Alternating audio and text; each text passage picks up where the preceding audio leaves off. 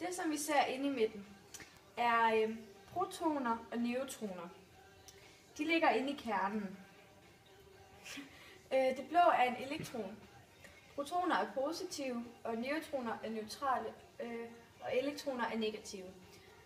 Elektronen ligger og fisser rundt i små elektronskaller rundt om. Hvis der kommer for mange af dem her, de kan kun være 4 eller sådan noget på hver, så skal der komme, fordi der er for mange, så er det 2 skaller rundt om kernen. Så derfor skal der komme herud på de her skaller i stedet for, hvis der er for mange elektroner. Og vi har så lavet en atom her, og det viser så, hvordan den ser ud sådan, så vi kunne vise jer. Og det er så hydrogen, den her.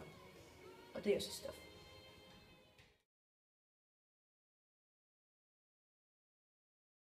System. Ja, det periodiske system, det er gasser. Ikke ligesom prutter.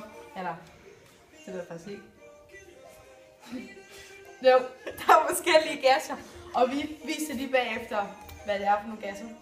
Vi har valgt lidt imellem, så man kan se, hvordan man bruger det periodiske system. Men først, så har vi sådan hovedgrupper. Det er om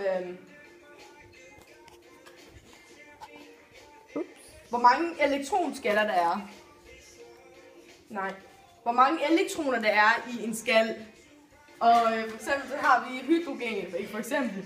Der er der 1 elektron, fordi det står 1 heroppe. Så det bliver 1 elektron på 1 skal.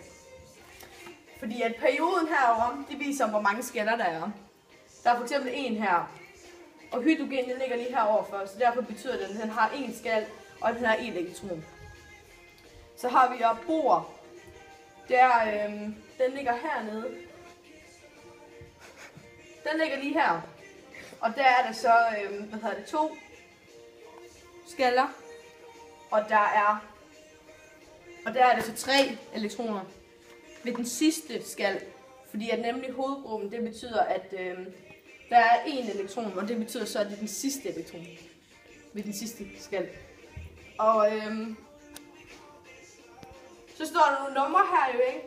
Så 2, det betyder, at der er 2 i den første skal, der er 2 elektroner i. Og i den sidste skal, der er det 3 elektroner. Og så har vi mere. Det har faktisk hydrogen, det er ikke metal. Og bor, det er halvmetal, og så har vi metal, og det er kalium. Kalium. Vis den igen.